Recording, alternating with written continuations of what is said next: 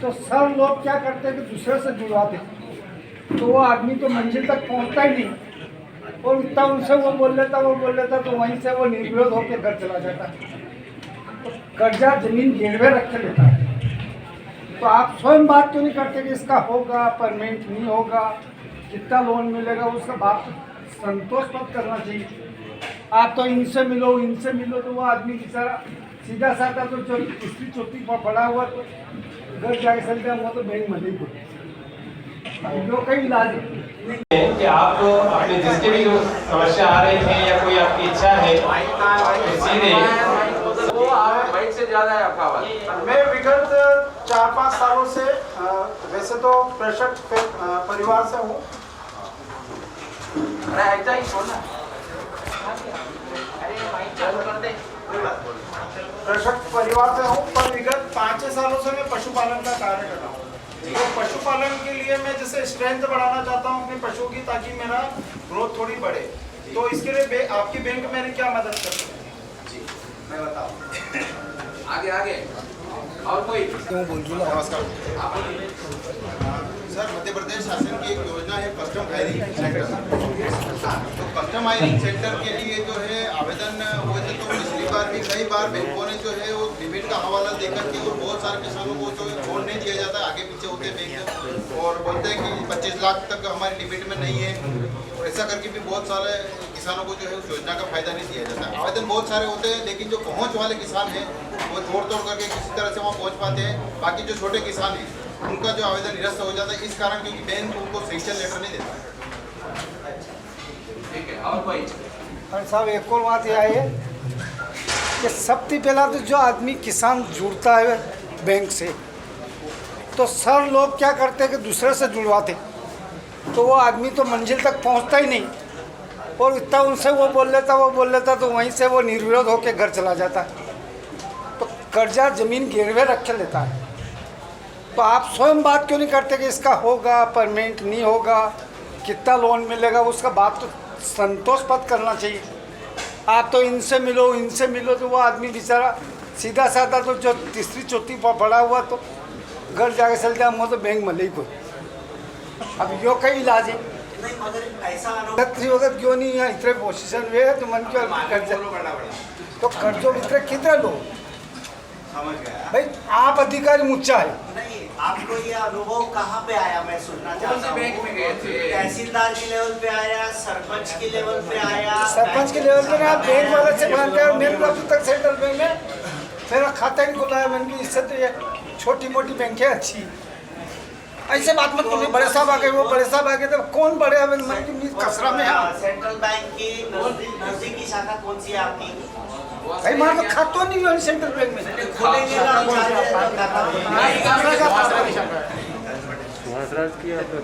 सा गांव है आपका? गलपट गाँव है साहब, मजा को सुवासरा की शाखा है सर, सुवासरा की। नहीं होने कोई भी किसान हो तो बीच में 10% दलाली देते हैं, जो दलाली खत्म होना चाहिए। क्यों ये दलाली खत्म होना चाहिए। 1 लाख रुपए लेगा तो 1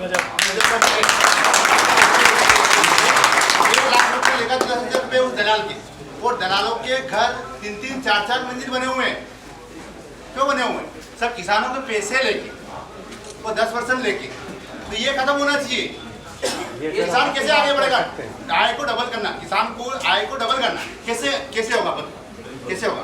ये दलाली खत्म होना चाहिए। किसान लोग ताली बजाएगी इस बात पे। अच्छी बात है। ये सबसे पहले रिक्वेस्ट मेरी है, किसानों की ये दलाली खत्म होना चाहिए। सुमात्रा के अंदर 10 दलाल है, कितने इसी बैंक के 10 दलाल है, तो ये दलाली खत्म होना चाहिए। आपकी बैंक के पैसा और ब्याज भरने के लिए तैयार है किसान, पर ये दलाली देने के लिए तैयार नहीं है। बिल्कुल देना ही नहीं चाहिए। बेसोदा मंडी शाखा की मैं बात कर रहा हूँ मेनली। वहाँ पर क्या प्रॉब्लम है सर कि किसान जो है वो हर 6 महीने में या कुछ टाइम पीरियड में ट्रांजैक्शन नहीं कर पाता है, तो उसमें उसका अकाउंट क्या है, सीज कर दिया जाता है। अब वो जाता है कि यार मुझे ट्रांजैक्शन करना है या मेरा पैसा निकालना है, तो वहाँ से जवाब ये मिलता है कि आपका अकाउंट सीज है, इसके लिए या तो आपको EKYC करना पड़ेगा या कुछ वेट करना पड़ेगा। मेरा खुद का पर्सनल है, मैं मेरी मम्मी जी को लेकर गया था, 21 जून को गया, 6 जुलाई तक मैं मेरा पैसा नहीं निकलवा पाया। उन्होंने मुझे एक ही ऑप्शन दिया कि आप ऐसा करो, आपका अकाउंट बंद करवा लो, जितना अमाउंट है वो आपका निकल जाएगा एक साथ। सर ये ऑप्शन होना चाहिए क्या? मैं बता रहा हूँ, कोल्ड स्टोरेज लगाना चाहता हूँ तो सेंट्रल बैंक मेरी मदद करेगी या नहीं करेगी? हाँ बिल्कुल करेगी कोल्ड स्टोरेज। और मिनी स्टेटमेंट के लिए मेरे को मतलब कम से कम अजयपुर वाली बैंक शाखा में 10 बार जाना पड़ा, तब भी मुझे को मिनी स्टेटमेंट नहीं मिला। क्या होता है? मिनी स्टेटमेंट सुनिए, इसीलिए हमने हमारे सुवासरा क्षेत्र के सारे ब्रांच मैनेजर आज यहाँ उपलब्ध है। मैं आपके सुवासरा ब्रांच के ब्रांच मैनेजर को यहाँ पे खड़ा करूँगा अभी, और सबसे पहले तो हम लोग दलाली बंद करेंगे। कोई भी किसान आगे 1 रुपया भी दलाली नहीं देगा। और सुवासरा ब्रांच के ब्रांच मैनेजर हमारे मणि जी है यहाँ पे, चंद्रमणि, वो आपको इसका पूरा एश्योरेंस देंगे और बताएंगे कि किसी को भी 1 रुपया देने की जरूरत नहीं है, किस तरीके से आपका काम करना है अभी आपको बताएंगे। वैसे ही मात्रा में नहीं, हर जगह हर जगह देखिए, ऐसा है भाई साहब कि आज हमने 6-7 ब्रांच मैनेजर आए हैं। आप बैठो ना, क्यों खड़े हैं? बैठो। ये लोग अपने क्षेत्र में आने वाला प्रॉब्लम पहले सॉल्व करेंगे, है ना। और इसी तरीके से और इसी कारण से हम लोग आपके बीच में आकर के बात करना चाहते हैं। स्टेटमेंट का आंसर दूंगा मैं, आप बैठिए। मतलब मेरे को इतनी परेशानी आई उस समय। सारी परेशानी आगे दूर हो जाएगी, मैंने बताया ना आपको, बैठिए। छोटे से बड़े आदमी सबको बात करना चाहिए। अफसर बड़े अधिकारी को मनरेगा 2-3 ट्रैक्टर आ जाए तो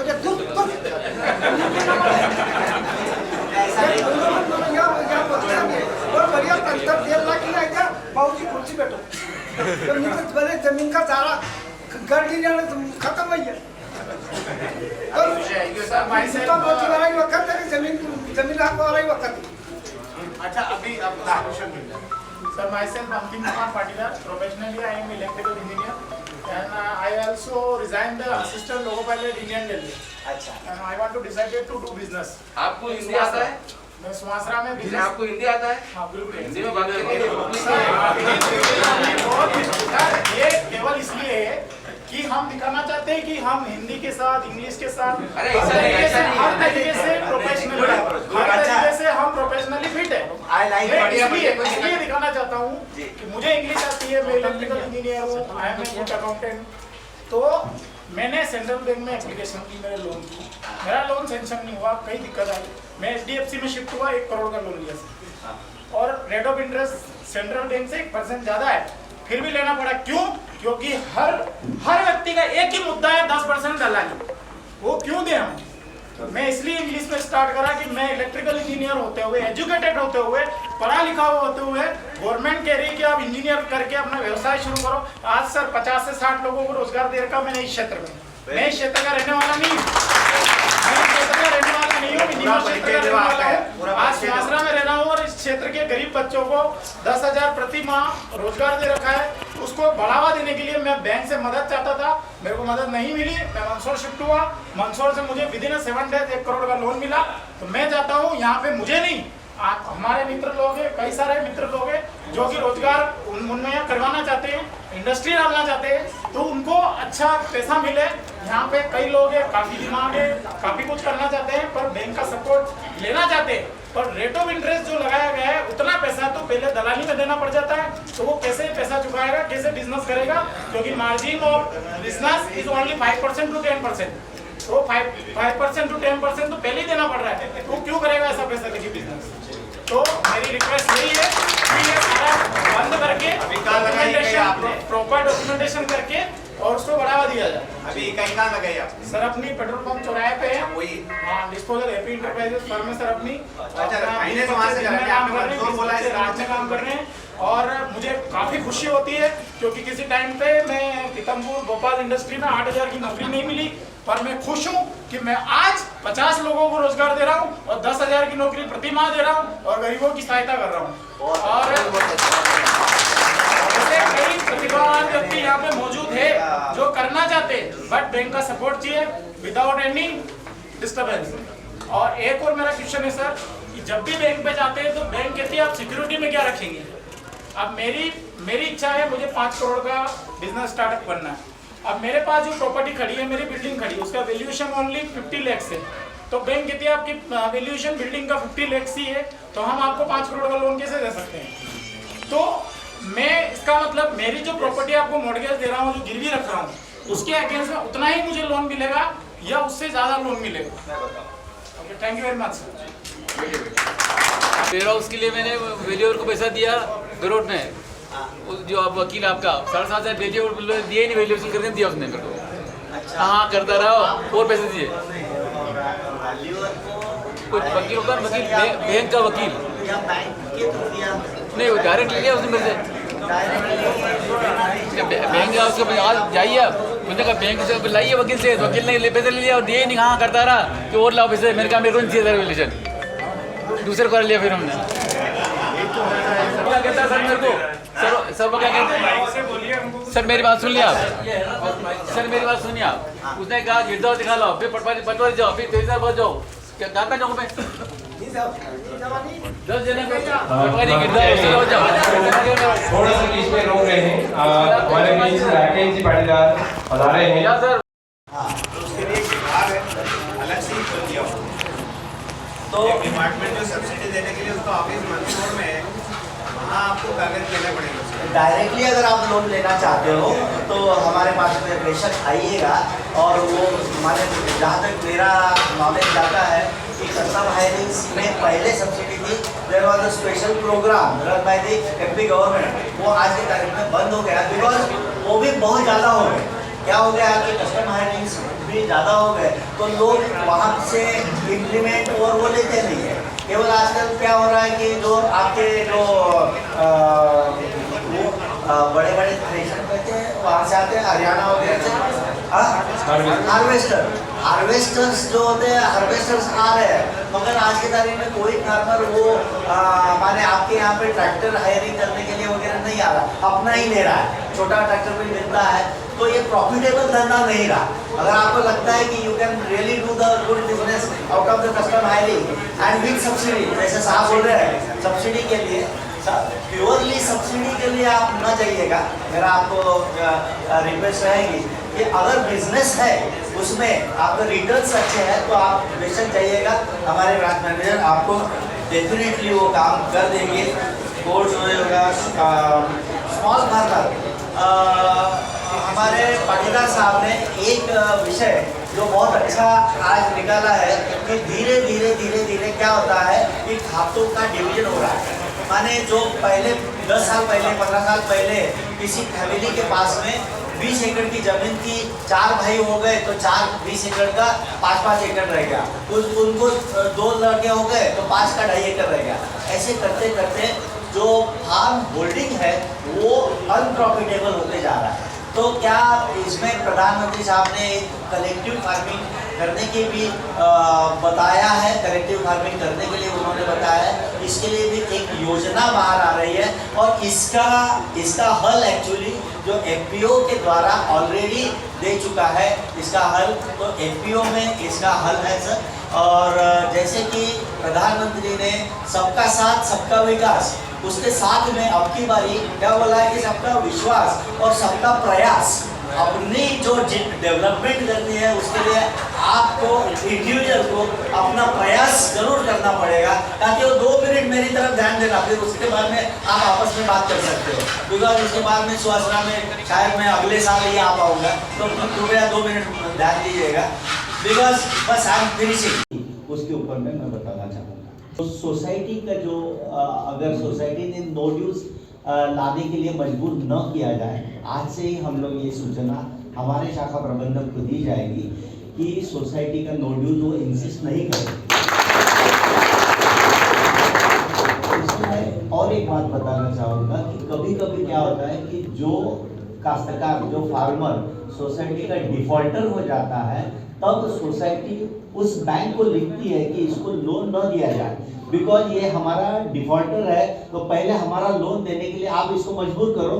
ये इसने हमारा पेमेंट करने के बाद में आप भले ही इसको केसीसी दो, तो उस दिशा में हम लोगों को मजबूरन सोसाइटी के लिए आपको नो ड्यूज लाने के लिए बोलना पड़ता है। अदरवाइज आपको नो ड्यूज सोसाइटी से जो खाद लेते हो, जो कंपाउंड के लिए जो भी कुछ सुविधा आपको सोसाइटी से मिलती है वो मिलती रहेगी।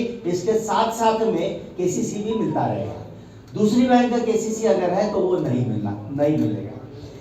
उसके बाद में हमने प्रधानमंत्री फसल बीमा योजना के बारे में मैं आपको बताना चाहूँगा। ये योजना को 5 साल पूरे हो गए, 2016 में ये योजना चालू हो गई। अत्यंत सुंदर और फार्मर्स के हितैषी की ये योजना है।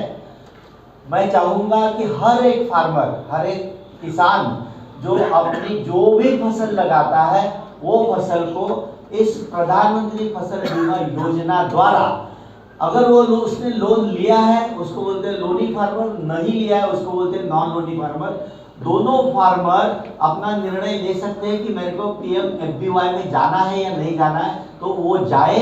और बहुत से लोगों का अच्छा, कई हमारे किसान भाई है यहाँ पे, उन्होंने बताया कि हमको इसका बहुत लाभ हुआ है। और लाभ ऐसा है किसान भाइयों, मैं आपको बताना चाहूँगा कि सरकार ने, मध्य प्रदेश सरकार ने इन इंश्योरेंस कंपनी के साथ में ऐसा MOU किया है कि अगर सारे मिल करके हम लोग अगर 100 रुपया इस इंश्योरेंस कंपनी को देते हैं तो वो इंश्योरेंस कंपनी हर खरीफ या रबी दोनों फसलों में 88 रुपया हमको वापस करेगी, केवल 12 रुपया वो रखेगी। ये बहुत बड़ी बात है, मैं बहुत बड़ी बात बता रहा हूँ, आपके साथ में साझा कर रहा हूँ। ये आपके बहुत अच्छे हित में है। तो हर कोई, हर किसान जो अपनी फसल लगा रहा है वो बैंक में जा कर के फसल का बीमा का पैसा आपसे टोटल प्रीमियम का 2% लिया जाता है, 6% सेंट्रल गवर्नमेंट डालती है, 6% स्टेट गवर्नमेंट डालती है, ये 14 रुपया फिर बीमा कंपनी को दिया जाता है। और जब भी कभी फसल को कुछ हो जाता है खराबी तो फसल बीमा के रूप में आपको वापस मिलता है। आपको ताज्जुब होगा कि पिछले साल मुख्यमंत्री शिवराज सिंह की सरकार जब आई तब उन्होंने अपने प्रदेश में लगभग कितने रुपया, 565 करोड़ रुपया केवल सेंट्रल बैंक के फार्मर्स को मिला। आप इस बात को समझ सकते हो। तो प्रधानमंत्री फसल बीमा योजना में जरूर आप काम कीजिएगा। उसके बाद में राधेश्याम जी ने बताया था कि SHG self help group financing, कई बार ऐसा देखा गया है कि वो प्राइवेट फाइनेंसर्स के पास में जाते हैं। तो SHG क्या है कि महिलाओं ने माने नेशनल रूरल लाइवलीहुड मिशन के अंतर्गत SHG फॉर्मेशन अलाउ किया है। 10 महिला अपनी इकट्ठा आई, उन्होंने अपना जो सेविंग किया, हर महिला ने सपोज 500 रुपया का सेविंग किया हुआ है, 10 महिला लेकर के 5000 रुपया हो गया। ये 5000 के सामने बैंक इन महिलाओं को 60,000 रुपया दे सकती है। 60,000 रुपया उनको मिलेगा, किसके लिए मिलेगा? लाइवलीहुड के लिए। लाइवलीहुड में ये कुछ भी काम अगर करे, अपना काम करेंगे तो ये 60,000 की लिमिट जो है 20 लाख रुपए तक जा सकती है, इतनी इसमें ताकत है। और जो इसमें जब अब मैं आगे जो बात बताना जा रहा हूँ उसमें आपके जो बिचौलिए और इसका सारा आंसर रहेगा कि देखिए कि जितना जो क्या बोलते हैं उसको, सॉरी मैं बीच में थोड़ी सी अंग्रेजी शब्द यूज करूंगा बिकॉज हिंदी के ऊपर में मेरा इतना प्रभुत्व नहीं है। मगर अगर हम लोग करप्शन करने वाला और करप्शन के लिए पैसा देने वाला भी उतना ही जिम्मेदार है। अगर हम लोग किसी बिचौलियों को पैसा देते हैं ना तो हम लोग उससे लिए ज्यादा जिम्मेदार है। Why you are giving that money? आप क्यों हमारे शाखा प्रबंधक के पास में नहीं जाते हो? उसका समय लेकर के जाना है। मैं आज इस मंच के ऊपर में गारंटी लेता हूं मेरे शाखा प्रबंधकों की कि वो कोई भी 1 रुपया भी आपसे नहीं चाहता है। उल्टा वो आपको अपने जेब से चाय पिलाएगा, आपसे कभी भी वो इस तरीके का नहीं चाहेगा। Because every bank employ is sufficiently paid और वो आपकी सेवा करने के लिए वहां पे है। दूसरी बात, सेकंड नंबर, हर एक शाखा में वहाँ पे एक बोर्ड के ऊपर में क्षेत्रीय प्रबंधक, आंचलिक प्रबंधक माने मेरा नंबर, क्षेत्रीय प्रबंधक का नंबर लिखा हुआ है, जहाँ पे आप अपनी कंप्लेंट फोन करके या ईमेल द्वारा या कोई पत्र डाल करके आप कर सकते हो। यहाँ पे आज के तारीख में सीएम हेल्पलाइन करके एक पोर्टल चलता है, जो मुख्यमंत्री आपकी कंप्लेंट सुनने के लिए 24/7 24 घंटा वो पोर्टल को देखा जाता है और वहाँ पे आपकी कंप्लेंट का निराकरण करने के लिए हम लोग बैठे हुए हैं। मेरे ऑफिस में मैंने 4 अधिकारी केवल कंप्लेंट का निराकरण करने के लिए बैठाए रखे हैं और हम लोग इतने तत्परता से माने इतने इमीडिएटली आपकी कंप्लेंट को रिजॉल्व करने की कोशिश करते हैं। तो ऐसी स्थिति में अगर कोई बिचौलिए को आप 10% तो बहुत ज़्यादा हो गया, किसी भाई ने सही बताया कि 10% तो मार्जिन ही नहीं है, तो 10% हम लोग क्यों दे। और यहाँ पे आज इसके बाद ही आपके समक्ष सारे मेरे 6 ब्रांच मैनेजर जो सुवासरा क्षेत्र के आजू बाजू के ब्रांच मैनेजर है वो आए हैं, सुवासरा के भी ब्रांच मैनेजर है। अगर आपका कोई अनुभव है, ऐसा होता है, हालांकि होता है क्या कि फार्मर क्यों जाता है ये ऐसे मिडिल मैन के पास में कि उसको वो डॉक्यूमेंटेशन और क्या ये कैसे बनाना है, मैं अर्जी कैसे बनाऊं, एप्लीकेशन कैसे करूं वगैरह, इसका उसको प्रॉब्लम आता है। तो ये क्या ग्राम सेवक या कोई उसको पकड़ करके वो उसका काम पूरा करके चलो मैं आपको लोन दिलवाता हूँ और अपने ही लोग उसको कुछ पैसे दे देते हैं, मगर ये करने की जरूरत नहीं है। If you can go directly to the branch manager, no branch manager, no staff is authorized to take any money, any other than the required जो पैसा है, जो हमारा प्रोसेसिंग फी है या इंटरेस्ट है वो ऑटोमेटिकली लगेगा, वो आपसे वो केवल वो लेता है और वो भी डायरेक्टली खाते में, वो आपके इससे नहीं लेता है। दूसरी बात, एक PM formalisation for infrastructure and the agriculture infra financing scheme, ऐसी स्कीम है जैसे कि ये जो प्रॉब्लम आप लोगों ने बताया कि मैं एप्लीकेशन करता हूँ और मेरी एप्लीकेशन के ऊपर में, मेरी अर्जी के ऊपर में कोई सुनवाई नहीं होती। दैट इज द रीजन आजकल नाउअडेज एक पोर्टल बनाया जाता है। इस पोर्टल की जो पब्लिसिटी जाहिरात दी जाती है सारे पेपर में, मैंने जो PM फॉर्मलाइजेशन और एग्री इंफ्रा फंड की भी पूरी उसको एडवर्टाइज पेपर्स में दी गई है। इस पोर्टल के ऊपर में आप अगर जाओगे तो आप अपने आप वो फॉर्म भर सकते हो, क्या जो भी योजना है। जैसे किसी भाई साहब ने पूछा कि कोल्ड स्टोरेज, मेरे पास में जमीन कम है, जमीन और कोल्ड स्टोरेज का कोई संबंध नहीं है। आपके पास में कितनी भी कम जमीन हो, आपका जो कोल्ड स्टोरेज का प्रोजेक्ट है वो प्रॉफिटेबल है कि नहीं आपको प्रूव करना पड़ेगा। माने किस तरह, कितने लोगों का क्या माल आप उसमें रखेंगे, क्या किराया आपको मिलेगा, या अपना ही आपका कुछ प्रोड्यूस है जो आप अपने कोल्ड स्टोरेज में रखना चाहते हो, सो दैट आपको अच्छी कीमत के ऊपर में वो सेल कर सकते हैं, ये रखेगा तो आपको कोल्ड स्टोरेज का मिलेगा। देखिए, किसी ने पूछा है कि मेरे को कोलैटरल रखने के लिए बोला जाता है, 2 करोड़ रुपए तक जो क्रेडिट गारंटी ट्रस्ट के अंतर्गत जो प्रपोजल्स, जो क्रेडिट लिंक किए गए हैं वो है अप टू 2 करोड़ रुपए। माने दूसरे शब्दों में 2 करोड़ रुपए के तक के प्रपोजल को 1 रुपया भी कोलैटरल नहीं देना पड़ेगा। और ये स्कीम्स है, ये स्कीम्स के लिए आपको थोड़ी देर ब्रांच मैनेजर के साथ में बैठना पड़ेगा या थोड़ी देर गूगल में या इंटरनेट के ऊपर में आप उसके पहले समझ लो एंड देन यू कैन बहुत आसान तरीके से ये लोन्स आपको मिल सकते हैं, आपको भी मिल जाएगा। आप you should not go to Mandsaur, why you are going to Mandsaur. हमारी ब्रांच में आप सुवासरा, आपने देखा होगा कि 50 लोग हमारी सुवासरा ब्रांच मैनेजर की तारीफ कर रहे हैं, तो आपका जो अनुभव आया है कहीं और आया होगा, I can not say that माने कौन सी शाखा में आया है। हाँ, दूसरा मैं आपको बताना चाहता था कि food processing industry Madhya Pradesh में, मैं पूर्व विधायक बैठे हुए हैं हमारे राधेश्याम जी पाटीदार जी, इनको भी मालूम है मध्य प्रदेश में प्रॉब्लम क्या है कि प्रॉब्लम ऑफ प्लेंटी।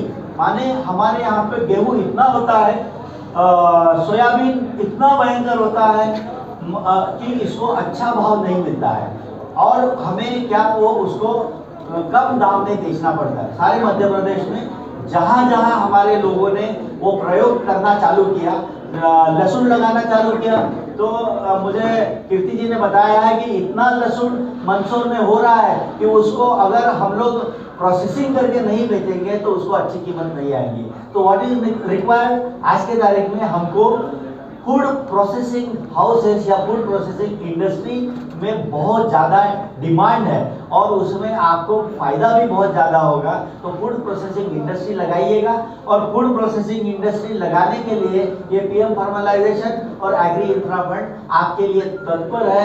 यहाँ पे आप 1000 करोड़ रुपए का भी प्रपोजल लेकर आ सकते हो।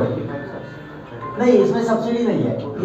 फूड प्रोसेसिंग में ये सेंट्रल गवर्नमेंट की ये है प्रोग्राम है, इसमें 3% का आपको इंटरेस्ट सबवेंशन मिलता है और जो MIDC माने इंडस्ट्रियल डिपार्टमेंट है भोपाल मध्य प्रदेश का, वो किसी प्रोजेक्ट में सब्सिडी देते हैं 35%। किसी भाई साहब ने पूछा था कि मेरे को अगर मैं पशुपालन के लिए क्या मदद मिलेगी, पशुपालन के लिए AEDS एनिमल